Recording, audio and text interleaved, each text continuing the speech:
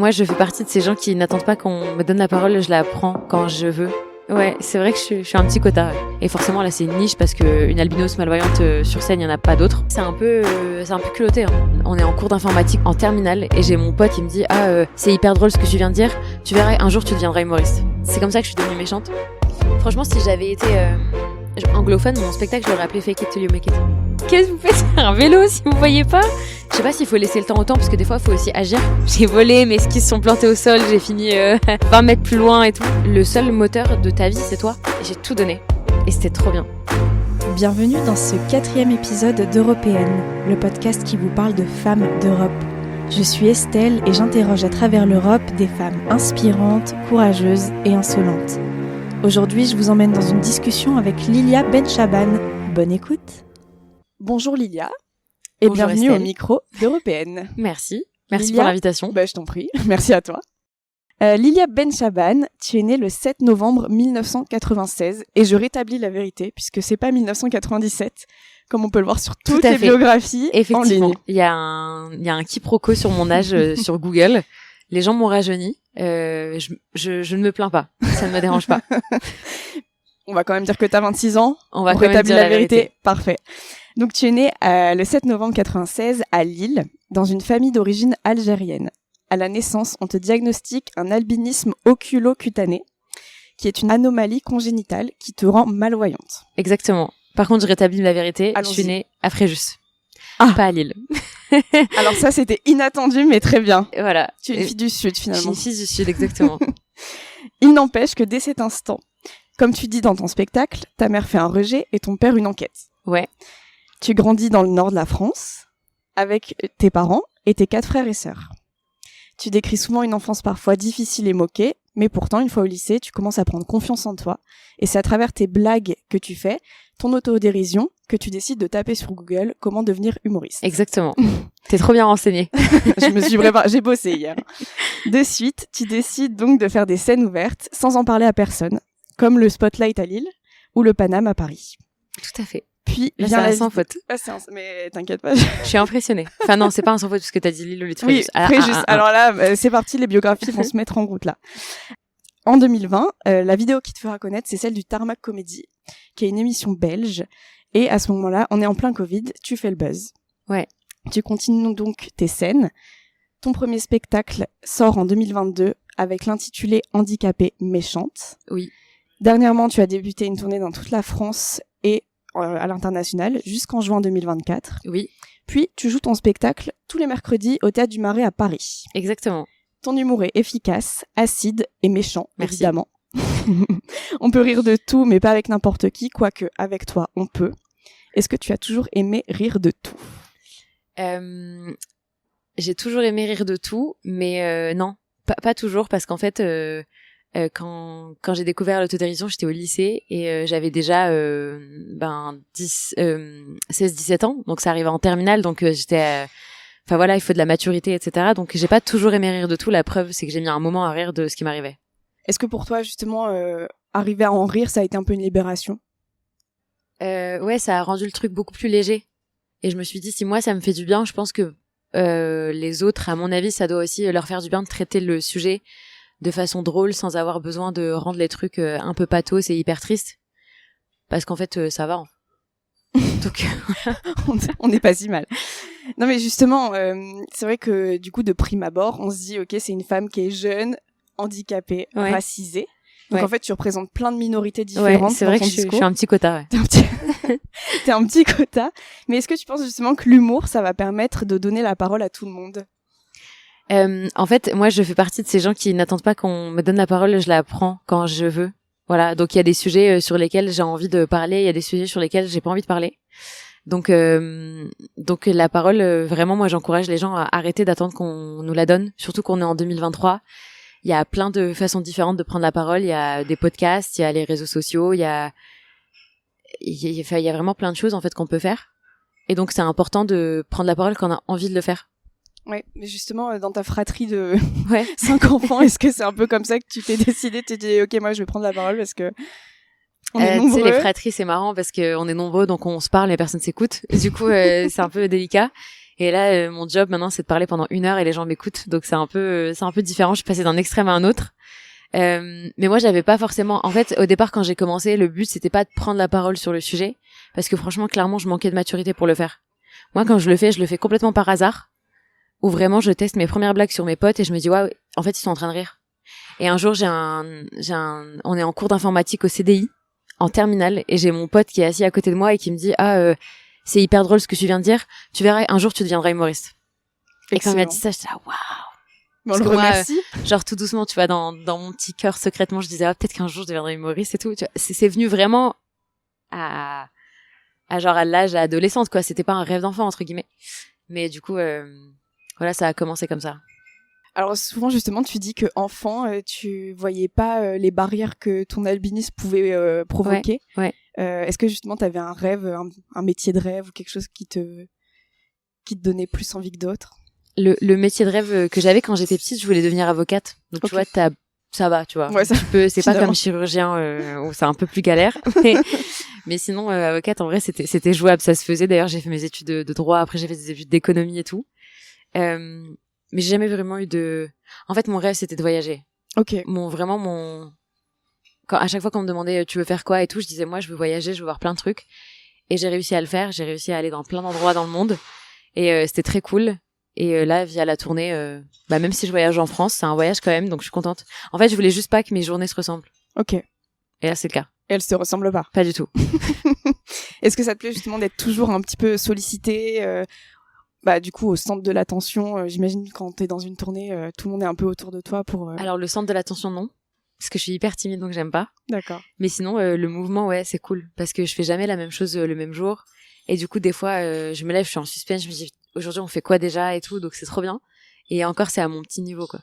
Donc, j'imagine pas ce que ça doit être quand tu t'es plus grand, quoi. Mais justement, ouais, je ressens, je sais pas, tu me diras si je me trompe, mais que t'es hyper indépendante. Tout à fait. Et tu le dis d'ailleurs dans ton spectacle, voilà, ou dans tes interviews, que tes parents sont pas toujours d'accord, mais en fait, tu leur demandes rien, donc limite, voilà, ils te demandent de temps en temps comment ça va, mais tu vis ta vie. Est-ce que justement d'avoir grandi dans une famille de 5 enfants, où les parents pouvaient peut-être pas avoir le centre de l'attention sur une personne, ça t'a aidé je pense. Alors, je crois que c'était un peu volontaire de leur part de pas me donner justement l'attention qu'on aurait pu donner à une personne. Enfin voilà, quand on a un enfant qu'on essaie de surprotéger, etc. Et je pense que c'est tant mieux. Et vraiment, moi, je les remercierai jamais assez pour ça parce que c'est ça qui m'a donné cette indépendance en fait. On va dire que mes parents ont toujours mis leurs inquiétudes de côté pour que je puisse faire des choses. J'ai pas eu une mère surprotectrice qui m'a dit non, tu prends pas le bus parce que j'ai peur que tu te trompes, j'ai peur que tu te fasses renverser, etc. Même si c'est clairement des trucs qui peuvent arriver, jusqu'à aujourd'hui, qui peuvent arriver, voilà, à une personne voyante ou non voyante, mais voilà, je me suis trompée de ligne de bus plein de fois. J'ai atterri dans des endroits où je devais pas atterrir plein de fois. Roubaix. Mais je vais très bien en fait. Exactement. Ok. Et avec tes frères et sœurs, justement, est-ce que... Non, ça se passait plutôt bien. Comme j'ai une grande sœur, l'avantage, c'est que elle était vachement indépendante, donc moi, je la suivais beaucoup. Du coup, c'est un peu de là aussi où j'ai appris un petit peu, je la suivais quand elle sortait, etc. Et après, ma petite sœur, j'ai une petite sœur et 2 petits frères ensuite. Pour le coup, c'était un peu différent parce que comme j'ai 5 ans de différence avec ma petite sœur, pendant longtemps, on se chamaillait et tout, on s'entendait pas du tout. Et puis après, il a fallu attendre vraiment qu'on grandisse toutes les deux, etc., pour avoir une complicité et tout. Et il y a eu un moment très bizarre où elle a passé son permis, elle l'a eu. Et du coup, je devenais dépendante d'elle. Ça faisait trop bizarre parce que, en fait, c'est ma petite sœur qui s'occupait de moi. Et j'ai mis un petit moment à l'accepter. Après, je me suis dit, en fait, c'est cool, c'est tant mieux. Donc voilà. Ouais, finalement, t'es entourée, ta famille est assez présente. Ils sont ok quand j'ai besoin d'eux, ils sont ok quand j'ai pas besoin d'eux, et c'est très cool comme ça. Et ça me fait plaisir de voir que parfois ils ont besoin de moi aussi. Oui. Je sais pas, pour plein de trucs, et c'est cool parce que je me dis voilà, c'est finalement en fait c'est juste, je ressens pas ma différence. Ouais, carrément. Et puis tu ressens aussi le fait que tu puisses faire plein de choses toute seule. Dernièrement, t'as eu un appartement. Ouais. Enfin, donc t'en parles un petit peu et dans le spectacle. Voilà, t'en parles un petit peu. Alors les gens iront voir le spectacle, mais je pense que c'est important pour toi d'être attaché à cette indépendance. Ouais, c'est hyper important. Je pense que si je la perdais, ça me rendrait hyper triste. Parce que pour moi, ça veut dire beaucoup. En fait, j'ai mis un moment à l'avoir, cette indépendance, parce que c'est moi qui suis allée la chercher. Et du coup, je suis contente d'être capable de faire plein de choses. Alors, il y a des trucs... parfois, je me retrouve dans des situations où je me dis, j'aimerais vraiment en voir. Parce que là, je suis en galère, je sais pas comment je vais faire. Évidemment. Et du coup, ça m'arrive des fois, mais pour le coup, je m'en sors plutôt bien, quoi. Donc voilà. Une petite situation en tête ou Situation de galère. J'en ai déjà eu plein des situations de galère et en fait, je galère souvent en été. Ok. Parce que quand il fait beau et que le soleil est très fort, il me tape dans les yeux. Ok. Et donc parfois, quand je sors ou j'ai des rendez-vous et tout, je dois me dépêcher parce que je suis en retard, etc. Je galère parce que par exemple, je vois pas le numéro de la porte. Du coup, je suis là, putain, c'est où et tout. Ça fait 2 heures que je cherche. Enfin, ce genre de truc. Donc c'est un peu chiant, mais après ça va, quoi. Ok. Sensibilité à c'est la un lumière. tracas de 5 minutes, quoi. Ouais. Finalement, mais est-ce que ce serait pas toi la lumière? Écoute, j'ai beaucoup d'humilité, donc je ne le dirai pas, mais tu viens de le dire, et je pense que tout le monde a entendu. La vérité aussi est rétablie, c'est bon, on peut arrêter ici. Non, mais justement, je dis ça parce que tu joues beaucoup de ton ego surdimensionné dans le spectacle. Est-ce que c'est aussi un peu ta manière de prendre soin de toi et de t'aimer quelque part? Bah, c'est vrai que pendant très longtemps, j'ai été pas effacée, mais en fait, je suis assez timide, donc j'aime pas quand l'attention est sur moi. Cependant, quand l'attention est sur moi, pour une mauvaise raison, c'est-à-dire que très souvent quand j'étais à l'école, comme j'étais un peu une élève turbulente et tout, vu que je voulais effacer le côté je suis handicapée et montrer je suis hyper drôle et c'est moi le clown en fait, je vais vous faire rire les gars. Du coup les profs m'aimaient pas trop. Et en fait, ils avaient juste du mal on avait du mal à se comprendre en fait entre ados et adultes. Genre la crise d'ado quoi. Et du coup, des fois, je me suis retrouvée dans des situations dans lesquelles on m'a un peu humiliée sans que les gens s'en rendent compte. Et c'est de là que vient l'ego parce que c'est un peu de la colère en fait. Et c'est de là que vient la méchanceté, de dire moi on se fout pas de ma gueule en fait. Ouais. Donc c'est comme ça que je suis devenue méchante au point où les gens avaient très peur de moi. Donc donc, oui, ouais. Très peur. Les gens avaient peur de moi. Bah il y a un moment au lycée où j'avais pas d'amis. Je me souviens de moi seule en fait, seule à la Toi récré. et ta méchanceté. Exactement, parce qu'en fait, les gens disaient, on avait tellement peur de s'approcher de toi parce que tu faisais peur en fait. Quand tu rentrais en classe, tu parlais à personne. Ouais. Mais en fait, je voulais tellement pas qu'on se moque de moi que je me disais le seul moyen de me protéger, c'est que les gens comprennent que c'est pas la peine de venir se rapprocher, c'est pas la peine de s'approcher en fait. Oui, Du coup, bien voilà. sûr. En fait, c'est la carapace quoi. Exactement. Et du coup, elle s'est un peu, on a un peu cassé la carapace de Franklin. Une fois que on a découvert l'autodérision. Ah, donc l'autodérision, en fait, c'est ça qui a pu un petit peu toucher ton petit cœur et te dire, ouais, okay, voilà, c'est ça. Ça peut être sympa d'ouvrir le cœur aux autres. Bah, ça peut être sympa de s'ouvrir aux autres, en fait, parce que c'était cool d'être toute seule. J'avais des amis en dehors de l'école qui me comprenaient parce qu'ils me connaissaient depuis que je suis petite. J'avais mes sœurs et ça me suffisait, quoi. J'avais pas besoin d'aller chercher plus. Et c'est vrai qu'après, bah, t'as envie d'autre chose. Et du coup, mais c'était juste ce process, toujours expliquer, ok, bah il m'arrive ça, moi je suis comme ça, il s'est passé ça. Ça me saoulait en fait de répondre. À chaque fois que je rencontrais une nouvelle personne, je faisais une interview. J'en pouvais plus, j'en avais marre. Et donc voilà, maintenant c'est sur scène, c'est sur internet, tout le monde le sait. Il y a plus besoin de me poser la question. Voilà. Exactement. Est-ce que justement ça te permet aussi un petit peu de dire, ok, ça c'est mon histoire. Si vous voulez creuser un peu, venez on parle, mais je vous ai déjà un petit peu dit ce qui se passait pour moi, quoi. Bah c'est-à-dire qu'en fait. Moi, j'ai pas forcément envie que ça me définisse. Ouais. Moi, j'en parle dans mon spectacle parce que spontanément, quand tu fais du stand-up, tu vas cultiver ta différence, c'est normal, c'est le début, c'est important de faire ce que les autres font pas. Et forcément, là, c'est une niche parce que une albinos malvoyante sur scène, il y en a pas d'autres, je crois. Hein. Bravo. Voilà. Merci. Tu as trouvé le. Je suis un peu en monopole pour l'instant. C'est ça. Et du coup, voilà, mais après, ça me définit pas. Donc, j'aimerais bien je suis contente quand on parle d'autre chose que de ça, en fait. Ouais. Bah ouais, mais carrément, et justement, alors moi j'ai l'habitude de demander qu'est-ce qui t'anime et qu'est-ce qui te rend folle. Genre qu'est-ce qui te fait vraiment super plaisir et qu'est-ce qui pourrait te rendre dingue, genre un combat, tu vois. Énervé. Ouais, vraiment vénère. Ce qui pourrait vraiment ce qui m'énerve vraiment, c'est l'injustice. J'aime pas quand moi je suis victime d'injustice et j'aime pas quand je suis témoin d'une situation où quelqu'un est victime d'injustice, ça me rend ouf. Donc je fais forcément un truc pour régler les problèmes. Et du coup, après, ce qui m'anime, je sais pas, il y a plein de choses au quotidien qui m'animent. J'aime bien la situation de stress intense dans laquelle je suis avant de monter sur scène. Où je me dis, pourquoi tu fais ça en fait ? Arrête, trouve un autre job un peu moins stressant, un peu moins ascenseur émotionnel. Et en fait, quand j'ai fini mon spectacle et ça se passe hyper bien, je suis trop contente. Ok, c'est un peu ta dope. Ouais. Elle est droguée, la dame. La dame est folle. Faut vraiment l'interner. Mais justement, je pense que tu croises beaucoup d'humoristes ou de gens qui sont un petit peu drogués de cette adrénaline-là. Ouais. Est-ce que vous en parlez des fois? Ouais, plein de fois.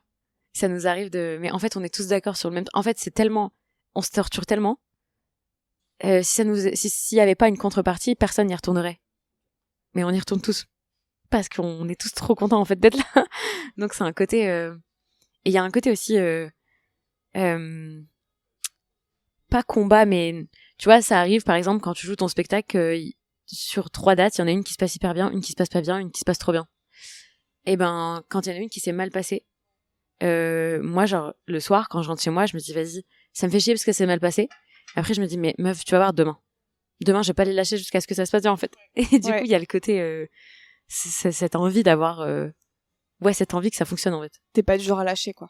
Non, pas du tout. Je suis une vraie forceuse. Mais vraiment, des fois, c'est abusé. Des fois, les gens te demandent de lâcher. Des fois, en fait, faudrait lâcher, en fait. Ok. Mais je le fais pas. Ouais. Non, mais c'est bien, c'est un côté, comment dire, hyper valorisant de se dire, je vais au bout du truc. Ouais, mais des fois, moi, le meilleur conseil qu'on m'ait donné, c'est que choisis tes combats, en fait. Ouais. Vraiment, parce que tous les combats, en fait, tout est un combat dans la vie. À partir du moment où tu fais un choix, c'est un combat. Et faut pas se battre contre tout, parce que tu vas perdre une énergie folle. Et moi, le plus gros combat de ma vie pendant des années, ça a été de faire semblant de pas être handicapée ou de régler ce problème de je vois pas. Et ça sert à rien, en fait. J'ai perdu des années de l'énergie pour rien parce qu'on ne peut pas régler le problème. Donc à un moment donné, j'ai arrêté de forcer, je me suis fait une raison. Et voilà. Ouais, mais c'est marrant que tu dises ça parce que j'ai vu une interview brute de toi où tu dis une des phrases que tu en as marre d'entendre, c'est tu fais semblant d'être handicapée. Ouais. Donc en fait, t'as vraiment switché, quoi. Bah, c'est-à-dire que, en fait, les gens, quand ils disaient tu fais semblant d'être handicapé, c'est dans le sens où ils estiment qu'à partir du moment où t'as l'air très indépendante, tu ne mérites pas les petits privilèges qu'on te donne pour compenser ce handicap. Mais en fait, ce que les gens ne comprennent pas aujourd'hui dans la société, c'est que t'as le droit d'avoir l'air hyper cool, hyper indépendante, et pourtant d'avoir besoin d'aide, en fait. Donc, enfin, en fait, pendant très longtemps, handicap, ça a tellement rimé avec je suis sur un fauteuil roulant, ce genre de truc et tout, que en fait, t'as pas le droit d'être stylé handicapé, quoi. Donc moi maintenant, j'ai aucun problème à dire bah voilà, là j'ai besoin d'aide, là j'ai besoin d'assistance, là j'ai besoin de, enfin voilà quoi. Ouais, bah évidemment. Après, ça porte son nom en fait. À un moment, c'est que il y a des choses qui te sont plus possibles par un handicap. Mais je pense que ça, les gens n'ont pas conscience. Et tu dis justement dans l'interview qu'il y a 80% des personnes handicapées qui ont un handicap invisible. C'est énorme en fait. Mais ouais. Enfin, je pense qu'on se rend pas compte. Non, on se rend pas compte. Et justement, qu'est-ce que tu dirais à toutes ces personnes qui ont le handicap invisible et qui peuvent être jugées? Être reconnu handicapé, c'est pas appuyer sur un bouton, faire une démarche et être reconnu handicapé. C'est-à-dire qu'il y a des démarches professionnelles derrière. Il y a des médecins qui ont reconnu que t'avais besoin de ça, que t'avais besoin de cette reconnaissance. Donc tu l'as eu, oui. Enfin, si toi ça te dérange pas de, voilà, quand je dis privilège, c'est je sais pas, utiliser ta carte d'invalidité pour ne pas faire la queue, ce genre de truc. Enfin, à partir du moment où t'as envie de le faire parce que t'estimes que t'as le droit, tu fais ce que tu veux, quoi. Ouais. Puis j'imagine que ça a un coût aussi, le handicap. C'est pas, enfin alors un coût financier, mais surtout aussi moral. Non, mais c'est surtout que les gens ont vraiment premier degré pensent que parce que t'as une allocation handicapée dans ta vie ou parce que t'as une carte d'invalidité qui te permet de passer VIP à Disneyland, ça compense tout ce que tu vis. Mais les gars, à un moment donné, renseignez-vous, quoi, parce que c'est pas du tout le cas. À choisir, évidemment qu'on préférerait tous faire la queue pendant 20 minutes sans problème, en fait. C'est un peu c'est un peu délicat, ce genre de façon de penser. Et moi, ça me rendait ouf quand on me disait, tu fais semblant. Non, mais ouais, et puis typiquement, c'est une injustice parce que comme tu l'expliques, en fait, il y a des contreparties qui sont pas cool. Ouais. Aux mini privilèges, qui sont vraiment mini. Enfin, je sais même pas si on peut appeler ça des privilèges, parce qu'en soi, c'est même pas des privilèges, enfin, je veux dire. Non, mais c'est normal, en fait. Comme tu dis, il y a besoin, un moment d'assistance, on la donne, et puis grave. fin du exactement, débat. Exactement. Mais ok, je comprends, et je trouvais ça, du coup, je trouve que c'est beau que tu dises, non, je dis pas, je fais pas semblant, en fait. j'assume le truc et... Ouais, non, mais carrément, parce que de toute façon, maintenant, tout le monde le sait, vu que, en général, quand tu tapes mon nom sur Google, c'est le premier truc que tu sais. Ouais. Donc, j'ai plus besoin de faire semblant. Mais ouais, c'est juste que, voilà, je pense que l'avantage aujourd'hui dans notre société, c'est que la génération, je pense qu'on fait partie de la même génération. Ouais. On a une génération qui met tellement en avant cette différence. Et on est tellement soucieux. Et on fait tellement attention à tout ça que nous, ça nous permet d'être aussi OK avec ça. Et je pense que moi, c'est le fait de grandir dans cette génération qui m'a beaucoup aidée. Parce que je pense, si j'étais née 20 ans avant, 20 ans plus tôt, pardon, je pense que je l'aurais pas vécu de la même façon. Ouais, mais carrément. Et est-ce que tu ressens du coup justement ça dans le public? Est-ce que des fois, tu vois les générations des manières différentes de réagir ou... Bah, par exemple, hier, j'ai eu un truc très drôle, c'est qu'il y a une dame dans le public, un peu plus âgée et tout, qui était trop contente de venir à mon spectacle, qui m'a dit j'ai adoré ce que t'as fait, etc. Et à la fin, elle m'a dit j'ai été persuadée au début que c'était une blague en fait, que t'étais pas vraiment malvoyante et tout. Et elle a dit en fait quand on a parlé, bah limite ça m'a touchée, ça m'a fait de la peine parce que j'avais l'impression de l'apprendre. Et du coup, bah moi je lui ai dit non, pas du tout. En fait, c'est la vérité, c'est vraiment comme ça. Je raconte. Après, je lui ai dit bah écoute, si je pense pas qu'on puisse faire semblant d'être handicapé pour un spectacle. Mais si c'est le cas, moi, prochain spectacle, les gars, je suis tétraplégique, je vous le dis d'avance. Parce que ça va être hyper gaulerie. Ça fait un carton, c'est super. Ça va faire un carton. Ouais, non, mais évidemment. Et puis, c'est génération déjà qui a pas l'habitude de la différence, qui reçoit du coup le truc un peu... tu vois, quand je suis venue te voir, il y a une dame justement qui a pas du tout compris le propos et ça a été super long pour que tu puisses un petit peu la désamorcer et qu'en fait, elle comprenne ce qui était vraiment le propos du spectacle, tu vois. Et justement, face à ça, tu fais, ok, là, t'as super bien désamorcé, mais il y a pas des fois où ça te saoule, quoi, où tu dis, mais... Bah non, parce que c'est le principe de la découverte. Ouais. Et au contraire, je suis contente que je me retrouve avec des gens comme ça dans ma salle. Ça veut dire qu'en fait, les gens ils sortiront de là, ils auront appris un truc, en fait. Donc c'est trop cool. Au contraire, c'est vrai que des fois, ça casse un peu le rythme du spectacle et les gens se disent, bah, elle est lunaire, qu'est-ce qui se passe, cette situation, elle est chelou.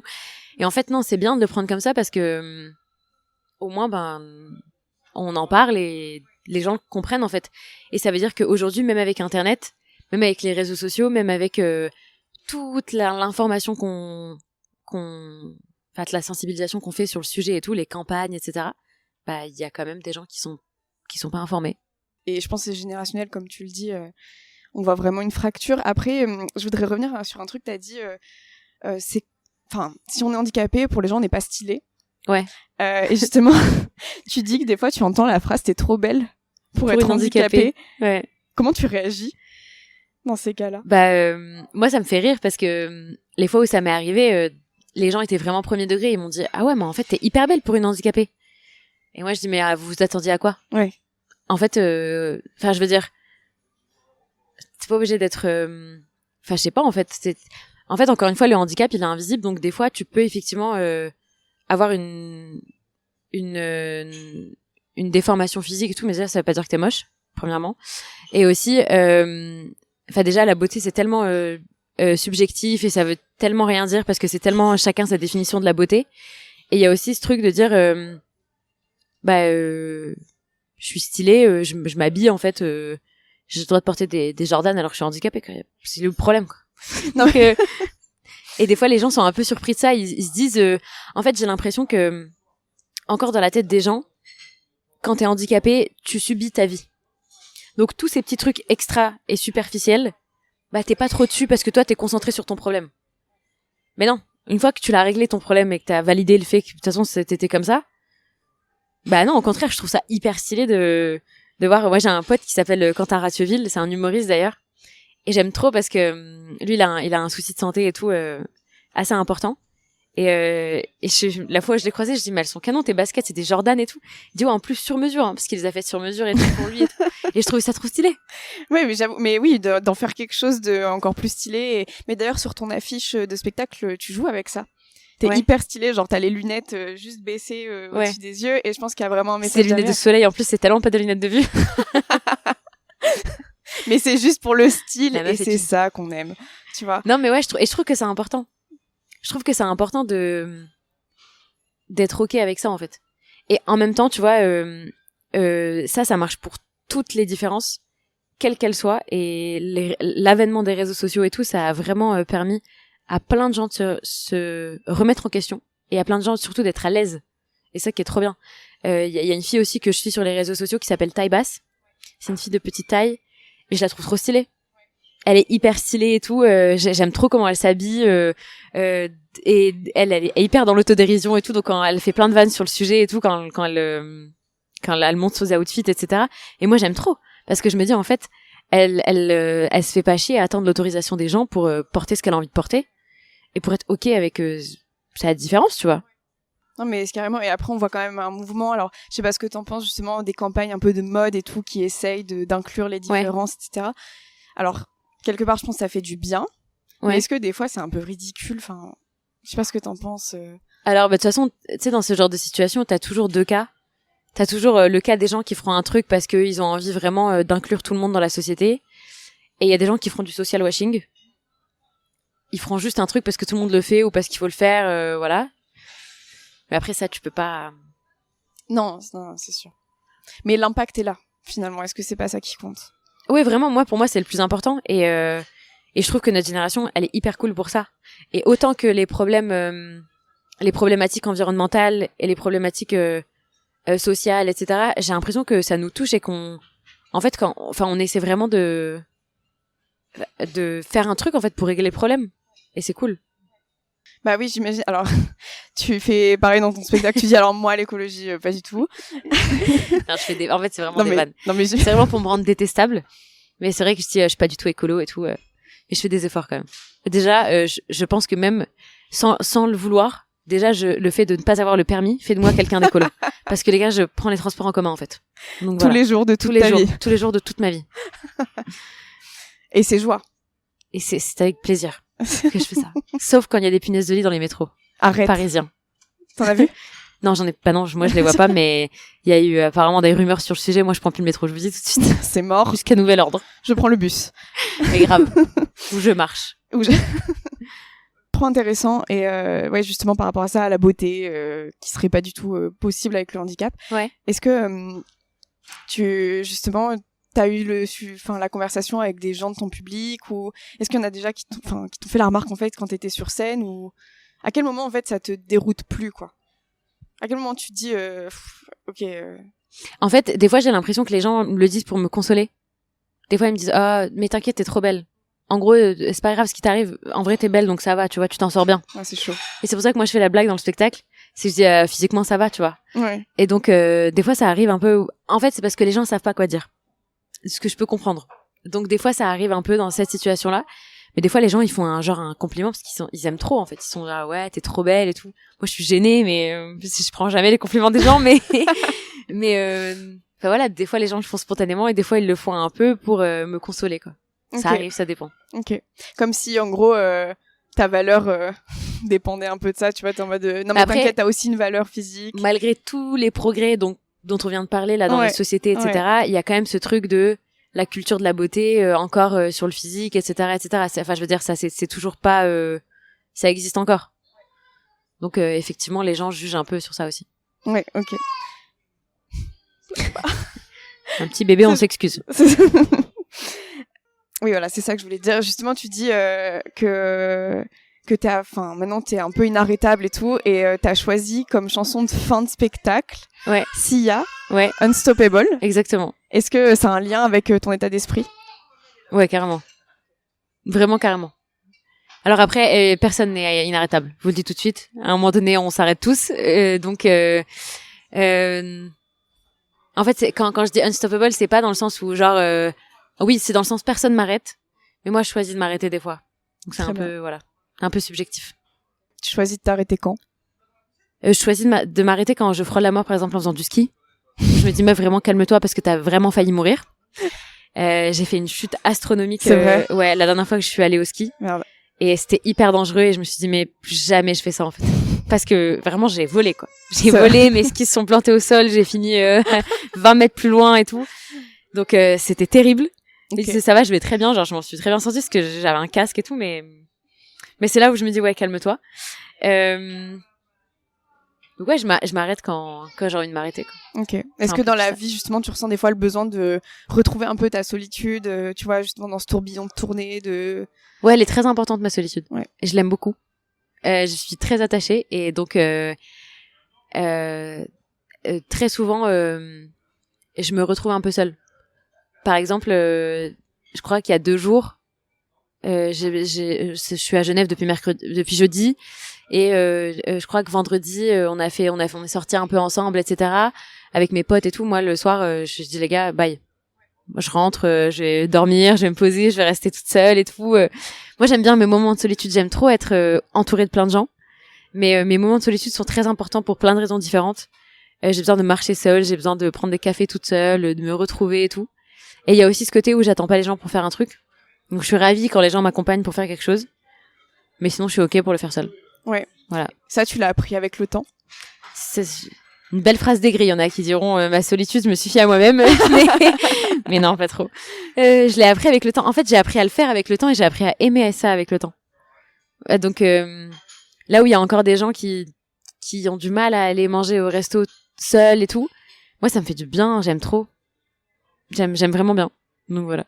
Parce que justement, le podcast, un peu, l'idée, c'est de donner un peu de force aux femmes et puis qu'elles osent, tu vois. Et souvent, c'est des questions qui reviennent et les femmes disent « J'aimerais bien arriver à faire des choses seules ». Ouais. Tu conseillerais de faire quoi en premier, toute seule? Moi, les premiers trucs que j'ai commencé à faire seule, c'est aller au cinéma. Par exemple, genre aller au cinéma seule parce que j'aime beaucoup mes amis, mais on n'est jamais dispo au même moment.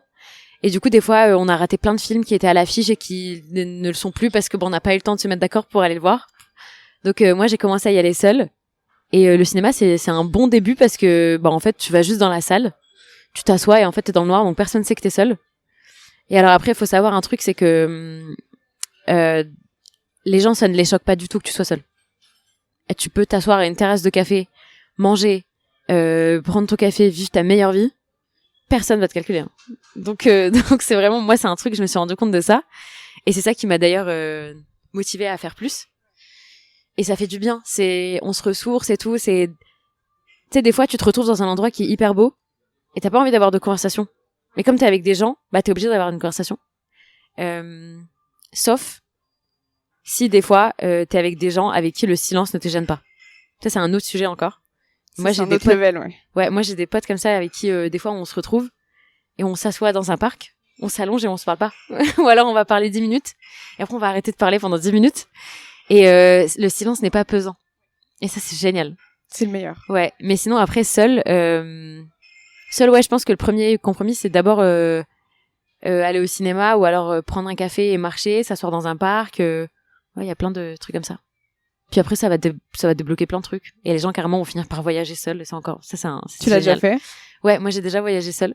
Et c'est trop cool. Déjà, quand je suis en tournée, il m'arrive souvent d'être seule. Ouais. Parce que, voilà. Les dates, le lieu. Exactement. Ouais. Et du coup, ouais, ça me dérange pas.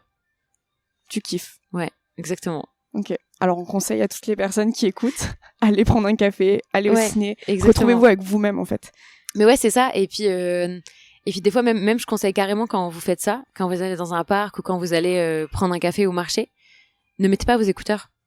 Genre vraiment écoutez ce qu'il y a autour de vous et tout parce que des fois la musique ça nous entraîne à penser à des trucs, ça nous amène loin.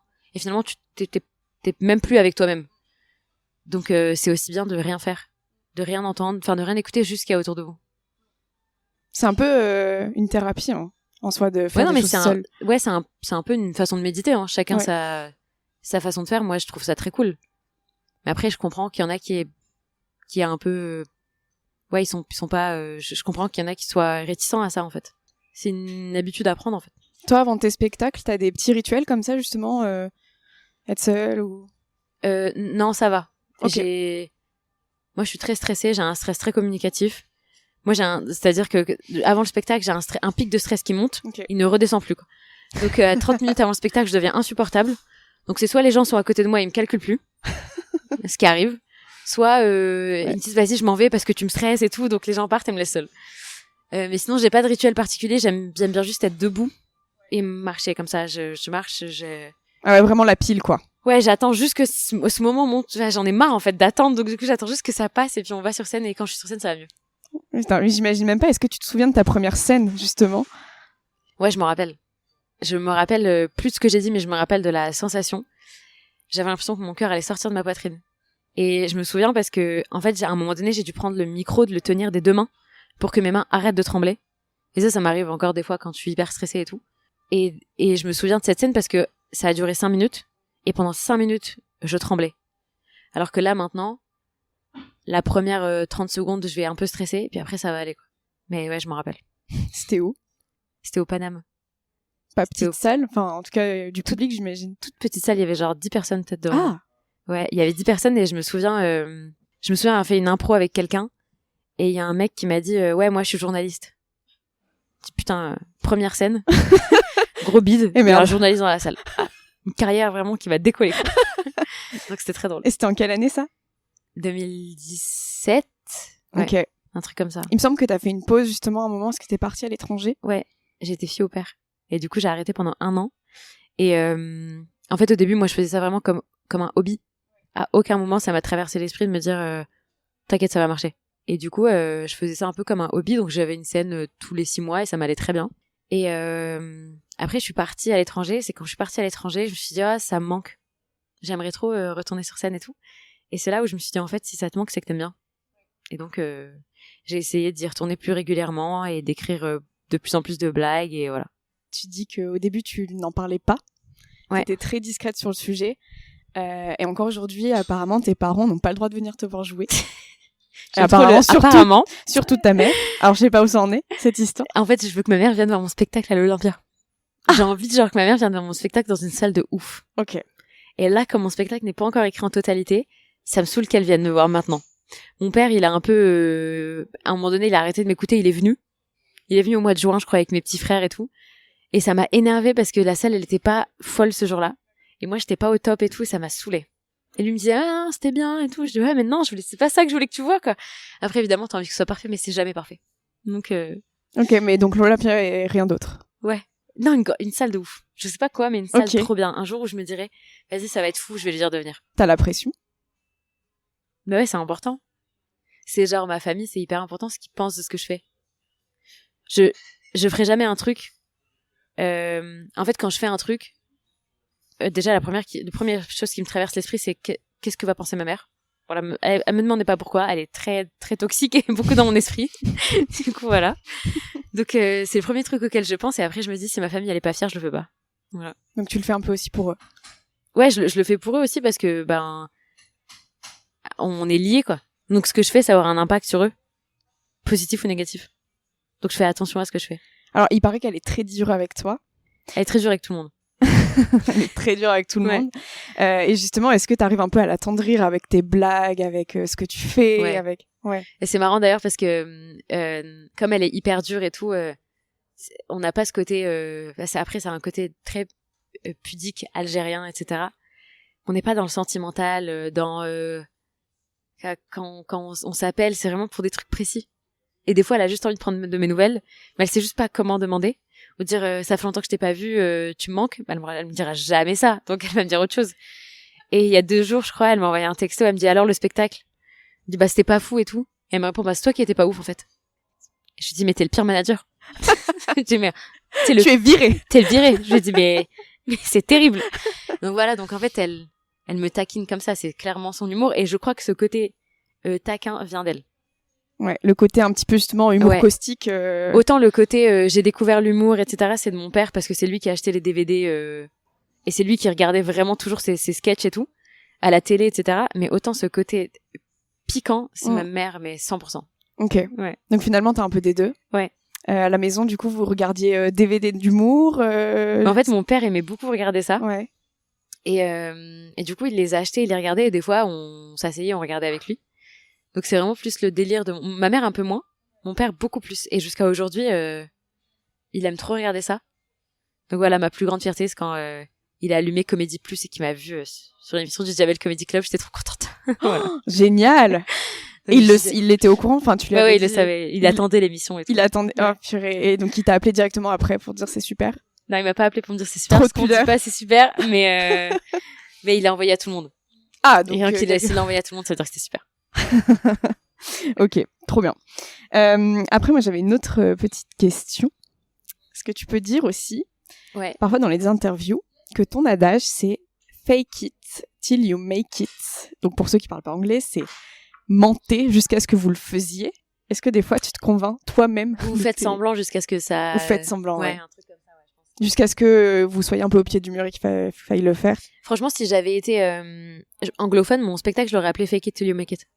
C'est vraiment parce qu'il y avait un truc de barrière de langage, et du coup, j'ai pas pu. Mais je suis clairement dans ça, moi. Tout le temps. Tout le temps. Quand j'ai passé des entretiens, j'ai pas dit que je voyais pas. Donc c'est fake it till you make it. Quand je sais pas faire un truc, je fais semblant jusqu'à ce que je sache le faire. Et ça m'aide. Ouais. Donc c'est trop cool. Tu te convaincs toi-même que tu peux y arriver. Donc, ouais, exactement. Tout le monde devrait faire ça, en fait. Ouais, après, c'est un peu culotté, hein. Donc c'est un peu... Faut savoir que c'est pas sans risque. Ouais, voilà. Après, encore une fois, je pense que rien n'est impossible. On peut tous apprendre à faire un truc. Donc faut vraiment oser. Et puis après, une fois que tu l'as fait une fois, tu te dis bah c'est bon, tu l'as fait une fois, tu peux le faire. Tu peux encore le faire. Oui, donc quelque part, oser, faire, voir, refaire. Il y a une citation de Xavier Dolan que j'aime beaucoup, qui dit je pense que tout est possible à qui rêve, ose, travaille et n'abandonne jamais. Voilà, ça veut tout dire en fait. Ça veut vraiment dire en fait une fois que tu l'as rêvé, bah tu peux oser, mais une fois que t'as osé, bah faut travailler, parce que peu importe ce que tu veux faire, une action, enfin faire du vélo, ça nécessite de bosser, t'es obligé de t'entraîner quoi. Et surtout n'abandonne jamais parce que tu vas tomber plein de fois. Oui. Mais tu verras qu'à un moment donné t'arriveras à faire du vélo sur les petites roulettes. Voilà. T'es déjà tombée en vélo? Ouais, dans la vie? Je suis déjà tombée en vélo. Ouais. J'ai déjà foncé dans une voiture en vélo. Ah bah oui, évidemment. J'ai déjà foncé dans une voiture en vélo, je m'en rappelle, et le monsieur il est sorti de la voiture, il m'a dit mais enfin mademoiselle et tout, il a crié, tout. Je dis mais monsieur je vois pas. Je dis mais qu'est-ce que vous faites, c'est un vélo si vous voyez pas? Je dis je sais pas. C'est comme le ski. J'écoute trop la petite voix dans ma tête. Mais sinon tomber dans la vie plein de fois je pense. Ouais, il y a plein de fois où tu tombes et tu te dis comment je vais faire pour m'en sortir. Et après tu trouves une solution. Tu dirais quoi justement aux gens qui viennent de tomber là? De se prendre un gros mur Bah déjà, je leur dirais courage, parce que ça doit faire mal. Ouais. En vrai, premier degré, ça doit faire mal. Le début, ça fait toujours mal. Mais franchement, à chaque fois qu'il t'arrive un truc pire, sache que ça pourrait être pire. Et à chaque fois que tu tombes, moi, je sais que le premier truc, quand je suis vraiment dans un bad mood, je me souviens du dernier bad mood que j'ai eu et je me dis, regarde, finalement, tu t'en es sorti. Donc ça va aller. En fait, la situation, elle reste jamais figée. Que tu le veuilles ou non, à un moment donné, tu finis par sortir de ce truc. Donc en fait, c'est toujours temporaire. Faut laisser le temps au temps. Je sais pas s'il faut laisser le temps au temps, parce que des fois, il faut aussi agir. Ouais. Mais en tout cas, faut se consoler en disant que c'est toujours temporaire. Une situation, elle reste pas figée comme ça. Parce que même si toi, tu bouges pas, le monde autour de toi bouge. Donc à un moment donné, tu verras qu'il y a un truc qui va te débloquer et qui va faire que ça change. Après, le meilleur moyen, c'est d'agir, mais je comprends que des fois, sur certaines situations, enfin, face à certaines situations, tu puisses pas le faire. T'as des petits moteurs, je sais pas, des personnes ou des activités, des trucs qui te font justement sortir de ces bad moods et... Bah en fait, j'ai appris un truc dans la vie, c'est que le seul moteur de ta vie, c'est toi. Malgré tout l'amour que ton entourage peut te porter, etc., ils sont pas responsables de tes émotions, ils sont pas responsables de tes actions et tout. Et du coup, c'est hyper important de pas leur donner cette responsabilité. En fait, faut que c'est toi ton moteur. Et moi, je sais que des fois, je me mets des coups de boost en me disant, bah t'es déjà arrivé là, ça serait dommage de t'arrêter. Et en même temps, je me dis, de toute façon, il y a personne qui va le faire pour toi, donc fais-le. Si c'est ça que tu veux, il faut que tu y ailles. Donc, peu importe la situation dans laquelle on est et tout, à un moment donné, je sais pas, une rupture, la perte d'un proche, là, un truc comme ça, à un moment donné, il faut que tu te lèves toi. Puis il y a personne qui va venir te chercher. Les gens vont le faire au début parce que bah ils auront ce côté les amis, la famille les plus proches et tout, tu vois, c'est important. C'est leur job un peu, mais pas toute la vie. À un moment, ils vont te dire bah moi je dois retourner à ma vie et c'est normal, c'est hyper égoïste de la part d'une personne de se dire bah occupe-toi de moi parce que je vais pas bien, j'arrive pas à m'en sortir. Faut pas faire ça. C'est tellement facile à dire et difficile à faire. Ouais, j'imagine. Mais je sens que tu es largement capable de le faire et que justement t'as eu des moments de, je sais pas, de super forme où t'as été hyper boosté par justement toutes ces énergies, bah la scène entre autres. Est-ce que t'as un souvenir genre de stand-up qui est le souvenir par excellence? Je me souviens une fois avoir joué une date de spectacle à Belfort.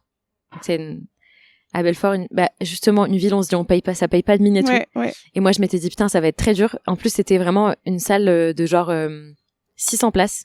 Et en fait c'était vraiment le tout début, c'était la troisième fois que je jouais mon spectacle. En tout et pour tout, c'est vraiment je ne maîtrisais pas encore mon texte et tout. Et en fait c'est un festival qui a été créé pour les personnes qui n'ont pas les moyens de partir en vacances, donc histoire qu'ils aient des activités et tout. Voilà, c'est une place de spectacle que tu payes pas cher, etc. Et en fait, les gens sont venus voir le spectacle. Et moi, je me suis dit, ça va être hyper dur. Comment je vais faire et tout.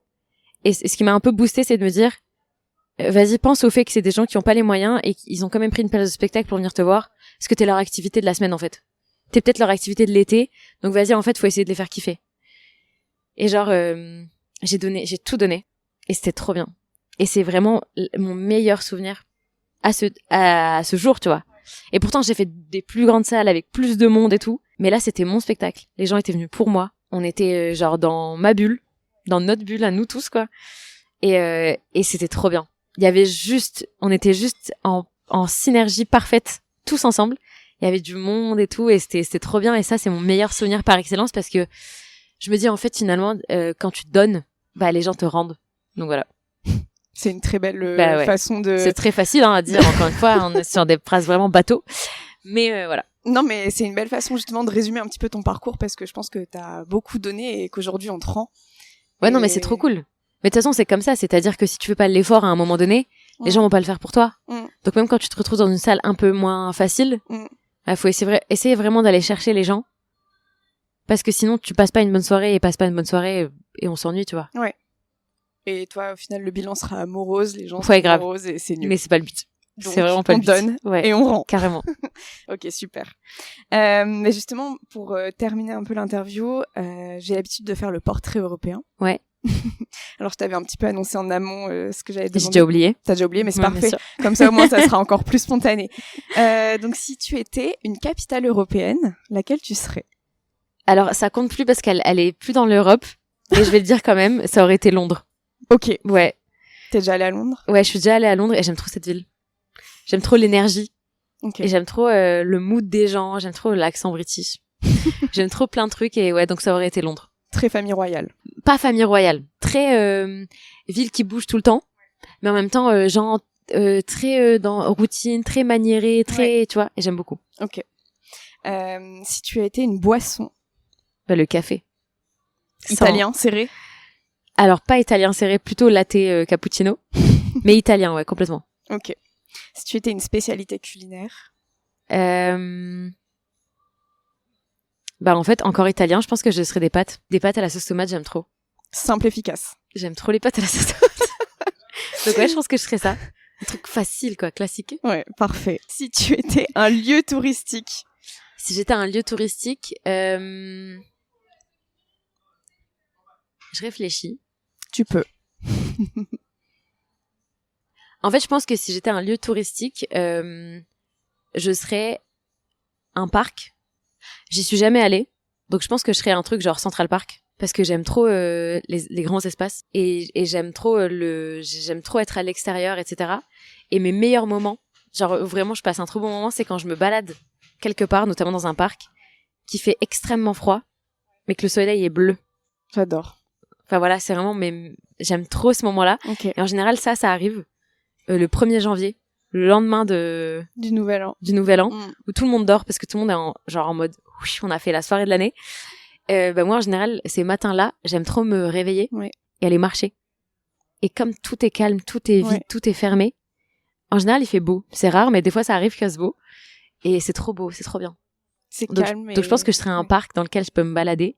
Mais franchement, quand je dis un parc, ça peut être n'importe lequel. Ça peut être le Jardin des Tuileries à Paris. Ouais. Ça peut être Central Park. Ça peut être un parc au Japon. Ça peut être n'importe quoi. Quelque chose où tu te retrouves, c'est calme et on commence l'année sur des bonnes bases. Grave. Ok. Merci Lilia. Merci à toi. Entre bien. Merci beaucoup. Vous avez aimé cet épisode avec Lilia et vous avez adoré sa bonne humeur.